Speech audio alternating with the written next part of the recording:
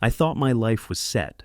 I had a beautiful wife, two wonderful children, and a house in California worth nearly $5 million. People looked at me and said, "John, you have it all." But no one knew that within 6 months I would lose it all: my house, my children, and my reputation. I was sitting in the courtroom that day. My heart was pounding. My wife's lawyer spoke as if I were a monster. "Your Honor, he not only betrayed his wife, but also hid money, illegally transferred assets, and endangered the children." All the slanderous words rang out, and I couldn't react. Because I knew, once the system had chosen sides, the truth no longer mattered. The judge pronounced the sentence. The house, hers. Custody of the children, hers. I stood there, looking at the woman who had sworn to be with me forever, smiling coldly. That evening, I drove home to my makeshift apartment, so empty my breathing echoed off the walls.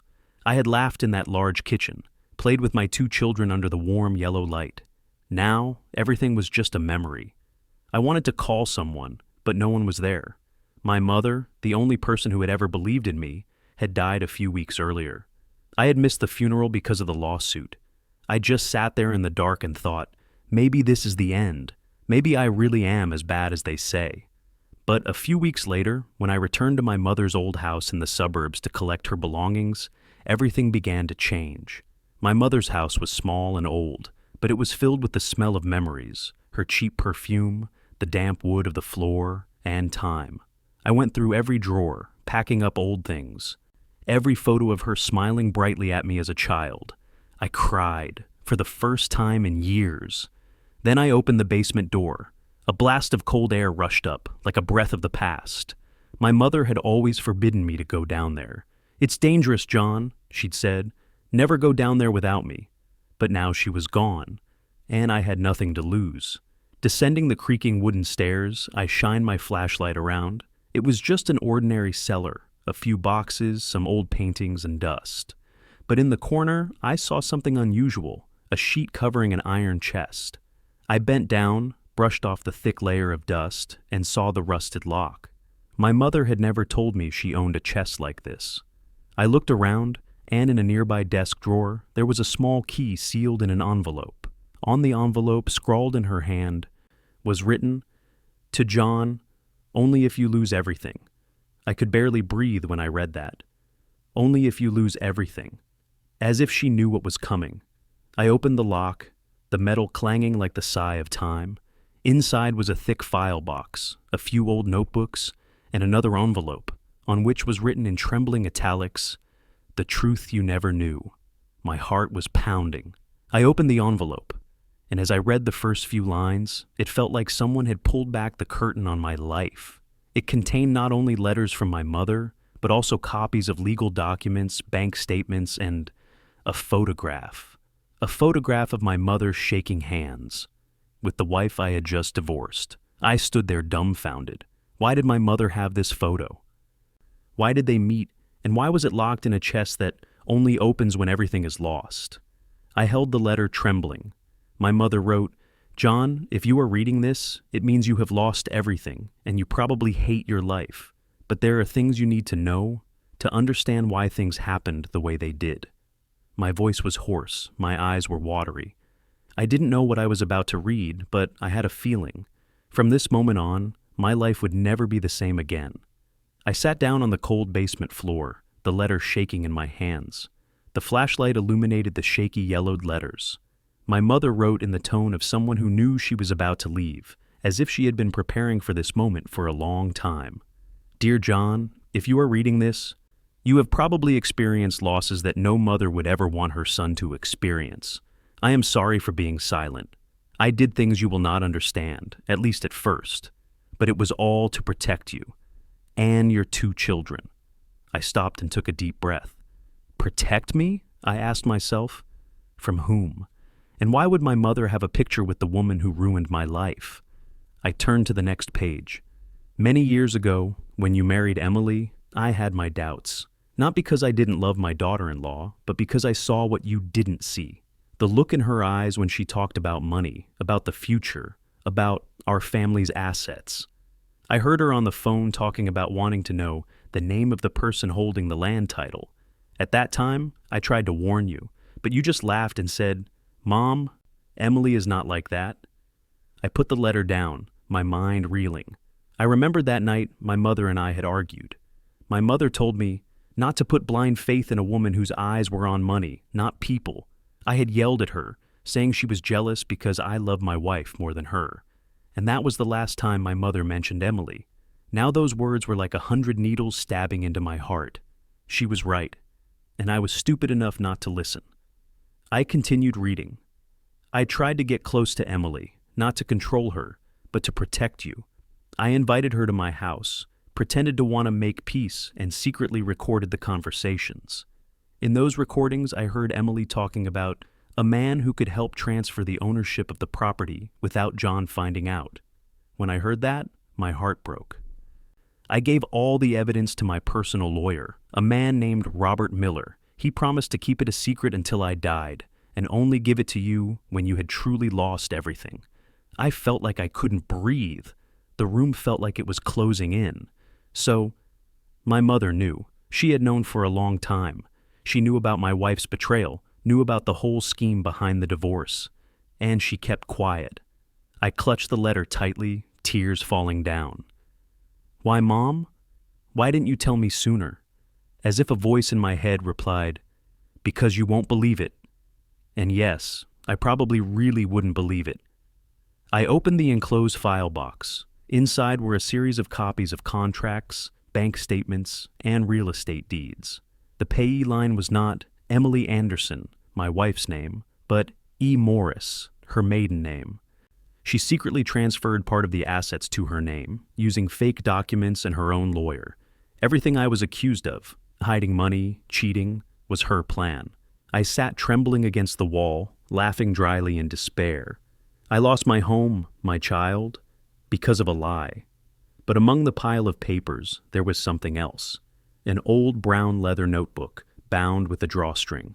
On the cover was hastily written, "Diary 1998. I opened it and read the first few lines.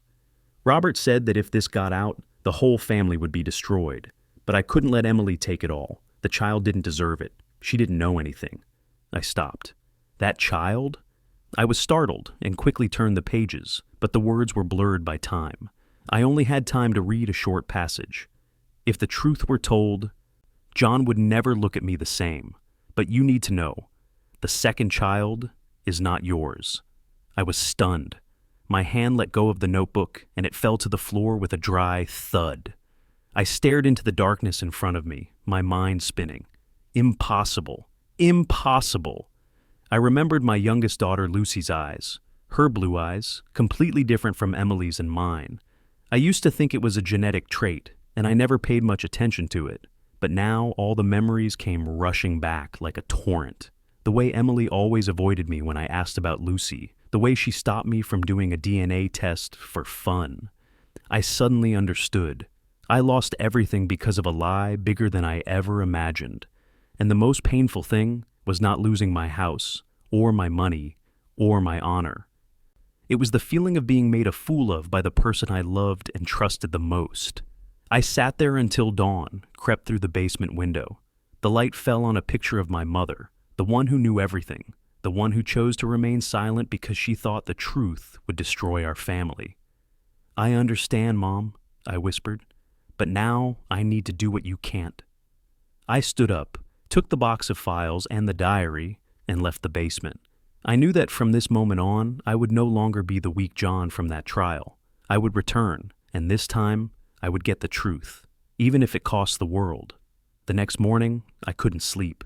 Everything was spinning in my head like a whirlwind. My mother's letter, the old diary, and that sentence that echoed in my head like an echo from hell. The second child is not yours. I made a cup of coffee, but my hands shook so much that it spilled on the table. I looked out the window of my mother's old house at the weak sunlight filtering through the bare trees, and I knew if I didn't find the truth, I would never be at peace. I opened the envelope again and read carefully what my mother wrote at the end. "If you want answers, go see Robert Miller. He knows everything. But remember, John, not everything you hear is what you want to believe." That last sentence made me shiver. I looked up his number in my mother's old phone book. Fortunately, he was still alive and still practicing law at a small suburban San Diego law office. I drove for 3 hours in silence, the only sound being the engine and my racing heart. As I entered the office, an old man in his 70s, with silver hair and gold-rimmed glasses, looked up at me. "John Anderson?" he asked slowly. I nodded. "Yes. My mother, Helen Anderson, was a client of yours." He looked at me for a long time, then motioned for me to sit down. The room was quiet, except for the ticking of the clock. "I've been waiting for this day," he said. "Helen said that if her son came looking for her one day, it would mean everything was gone." I clenched my fists. "She knows all about Emily?" He nodded. "Not just Emily, John. There's more." He opened a drawer and took out an old file, bound with cloth. It read, "Anderson Case, Confidential." I swallowed. It's what your mother asked me to keep. She wasn't just suspicious of your wife. She was investigating your daughter, Lucy." My heart stopped. "What did you say?" "She asked me to do a DNA test when Lucy was 6 months old. The results didn't match." I was speechless. Not a sound escaped my lips. Every memory of Lucy, the laughter, the hugs, the nights I read her bedtime stories, was shattered. "So, she knew?" I whispered. "She knew, but she also knew that if she told, Emily would leave, and the child would have no father. Helen thought silence was the only way to keep his family together." I leaned back in my chair, staring up at the ceiling. Tears welled up in my eyes uncontrollably. I had lost everything, only to find out that the thing I was trying to protect was never mine. But what shocked me more was the way Mr. Robert looked at me afterward, his eyes still unsaid. "I think, John, you should know, your mother didn't just keep it a secret out of love for you. There was another reason." I looked up. "What reason?" He sighed. "Do you know why she had such easy access to Emily and the people who helped her transfer the property?" I frowned. "No. Why?" "Because Helen used to be one of them. She was an accountant for the company Emily worked for. She discovered the strange transactions and tried to stop them. But when she realized Emily was your wife, she didn't know what to do. To speak out would mean losing her child, and to keep quiet would mean losing justice." I was stunned. My mother, the woman I always thought was gentle, only knew how to garden and cook. Had been involved in shady financial transactions, then silently covered it up to save me from my own cheating wife? "You're saying my mother was involved in Emily's scheme?"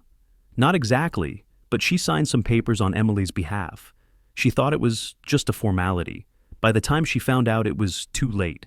If the truth had come out, she would have been prosecuted. She chose to remain silent, to protect your honor and the family's." I sat there, feeling as if I had been slapped awake. My mother had made a mistake, but it was also out of love. She had hidden the truth, shouldered the blame for the whole family, so that I would not be drowned in the scandal. "Did she ever regret it?" I asked.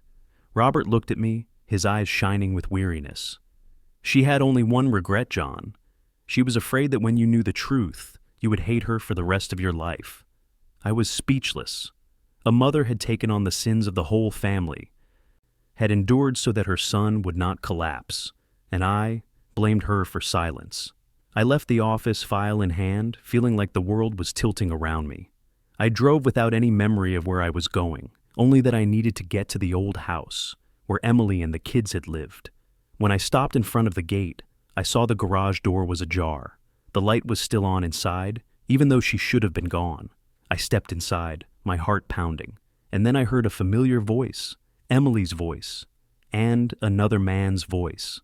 "Don't worry, honey," she said. "John will never know what happened between us. Your mother took care of the hard part." I stood there, my breath caught. My mother took care of the hardest part? What did that mean? I moved closer, listening more clearly. "We have to make sure he doesn't find that trunk," the man said. Emily smiled faintly. "He'll never go home to his mother. We've won." I could no longer see anything but red anger in my head. She said "we," meaning she and that man were with my mother, or taking advantage of my mother. I burst in, the lights came on, and they both spun around. Emily was pale, and the man my old lawyer, the one who had represented me in the divorce. The air froze. I looked at them, and only one sentence echoed in my mind. They all betrayed me. I sat in the basement, the flashlight illuminating every speck of dust floating in the air, shimmering like a memory I was trying to touch. My hands shook as I opened the lid of the old metal box my mother had carefully locked with a rusty padlock. Part of me wanted to stop. I was afraid what I was about to learn would shatter me completely. But I opened it anyway. There was no gold, silver, or family papers inside, as I had expected. There was only a bundle of letters tied with old ribbon, a thick notebook, and a photograph of my mother with a man I had never met. In the photograph, she was smiling, the gentle smile I had seen when I was a child. But the way she looked at that man was different, gentle, deep, and loving. I pulled out the first letter. Mom's slanted handwriting appeared. My son, if you are reading this, it means I am gone.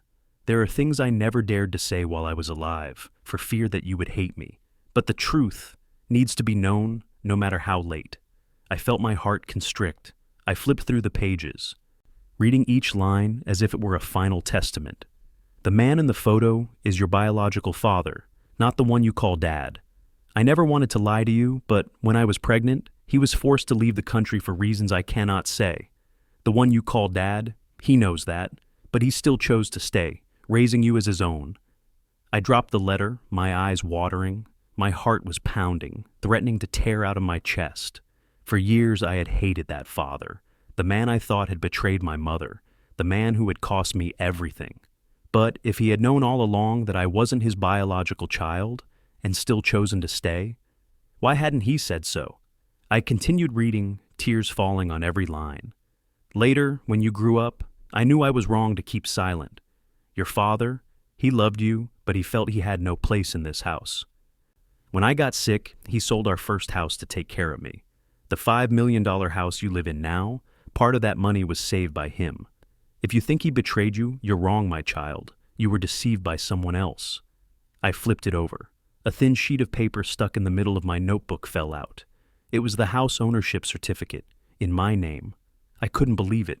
My mother had transferred the house to me many years ago. But someone had forged the documents, transferring the ownership to my wife's name.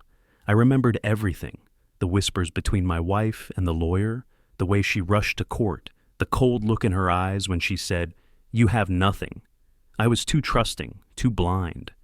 I turned back to the last page in the stack of letters. If you're reading this, find the brown notebook in the box. It has the name of someone who can help you, an old friend of mine who works in the court system. You must be strong because this truth will not be easy to face. But trust me, the truth will give you what you deserve. I opened the notebook with trembling hands. Inside were detailed notes, account numbers, transfer dates, and a name written in bold on the last page. William R. Ors, retired attorney. I looked around the basement and saw pictures of my mother when she was young, a few unsent letters, and a small piece of paper taped to the wall. Sometimes losing everything is the only way to find the truth. I sat silently for hours in the darkness. I thought I was a victim of fate, of a betraying woman, of an unjust court, but perhaps it was I who had failed to see the true love around me, the love of a father who was not of my blood, and the love of a mother who had chosen to remain silent all her life to protect her son. I stood up, wiping away my tears. For the first time in years, I felt like I had a reason to fight. Not to get my money or my house back, but to restore the honor of my father, the man I had abandoned. And in the dim light coming through the crack in the basement door, I knew a new chapter in my life was about to begin. I spent the night reading over every line in my mother's notebook. The details she'd carefully jotted down, transfers, account numbers, exact dates, all matched the years my wife and I had begun to fall apart. Each page was like a puzzle piece, and when put together, the picture that emerged sent a chill down my spine. Everything that happened to me was not by accident. I went to William R., an old friend of Mother's. He lived in a small house in the suburbs. His hair was white, but his eyes were still bright and alert. When I said Mother's name, he paused, then invited me in. I handed him the notebook and Mother's last letter. He read slowly, his face gradually hardening. She kept her promise until the end of her life, he said softly, putting the notebook down. I promised your mother that if you ever needed me, I would help you find justice. I told him everything, how I'd lost my home, my child, my reputation, how I'd been framed in court. Mr. William listened silently, his eyes burning with anger. You were framed from the start, he said. Your wife and the lawyer she hired, they had connections to someone in the court system who handled your divorce. Who also helped transfer the title to the house. And the worst part was, he paused, looking at me deeply. He worked for your father. I was stunned. What did you say, my father? Yes, your real father, he said slowly. He moved back to America a few years ago, changed his name. He's in the real estate business, and the person who took the house, it was him. But hear me out. Your mother knows, and she's trying to protect you from it. My mind was spinning. So, the biological father that my mother had hidden for so many years was the one who had caused me to lose everything. Someone who had come back, not to claim me, but to seize the inheritance my mother had left behind. William pulled out a thick file. It contained the lease agreement, bank statements, and proof that my wife had received money from a company in my father's name. Everything was legal, clean, almost impeachable. I felt like my heart was going to explode. Why would he do this to me? William looked at me, his voice slow. Maybe because he never knew you were his son. Your mother never told him. When she died, her assets passed into your name, and he, a powerful and ambitious man, thought he was just taking back what was his. You were caught between two worlds that both fathers tried to protect, but in completely different ways. I sat silently. In the midst of my anger, I felt something else rise up. Sadness. Sadness because I had hated the wrong person, had abandoned the foster father who loved me more than he loved himself. What can I do now? I asked, my voice choked. William sighed softly, then opened a drawer and pulled out a document. You can get everything back, but you have to be ready to face the truth. He pushed the paper towards me. This is the final evidence. If you make it public, he will lose everything, but that also means you will destroy the whole family. Are you sure? I looked down at the first piece of paper, the DNA scan. The results were clear. 99.8% paternity. My hands were shaking. Anger welled up, mixed with tears. I don't want money, I just want to know why. A few weeks later, I stood in front of the luxurious office of the man who had only existed in my mother's letters, Richard D., my biological father's real name. When I entered, he raised his head, his sharp eyes observing me, as if he were meeting a stranger. Who are you? He asked. I am the son of the woman you loved 30 years ago, I replied, placing the old photograph of my mother on the table. And you have just taken away the house she spent her life protecting. The air in the room froze. He looked at the photo, his face pale. You are Emily's child? Yes. And you took everything from me. He was silent for a long time, then he laughed dryly. If you were her son, then that thing would have been mine by default. You don't understand. It took me my whole life to build it up. She left me, taking it all with her. I gritted my teeth. She didn't leave you. You were forced to leave. And the person who saved me from poverty is the person you robbed, my foster father. Richard stood up, trying to keep his composure, but his eyes were no longer as cold as before. What do you know about those years? I know enough to know that you never deserved the love she gave you, I replied, but I am still your blood. I have come here not to ask, but to end it all. I placed the file in front of him. If you don't return what you took, I'll make it all public. The whole world will know you took your own son's property. Richard looked at me, his eyes wavering between pride and regret. Finally, he sat down and said softly, You resemble her more than I thought. 3 days later, I got the news. The house was back in my name. All debts, all lawsuits, all were withdrawn. No one knew why. Only William and I knew. But I wasn't ready to step into that house again. Because I knew that when I opened the door, memories would flood back, my child's laughter, my adoptive father's footsteps, and the figure of my mother who had hidden the truth all her life. I stood in front of the porch on a rainy afternoon. On the railing, A piece of paper was blown by the wind. I picked it up. It was my mother's familiar handwriting. Forgiveness does not weaken you, it sets you free. I clenched the paper in my hand, looking up at the gray sky. Perhaps I had lost a lot, but for the first time in my life, I understood what it meant to be free. I returned to the house after almost a year.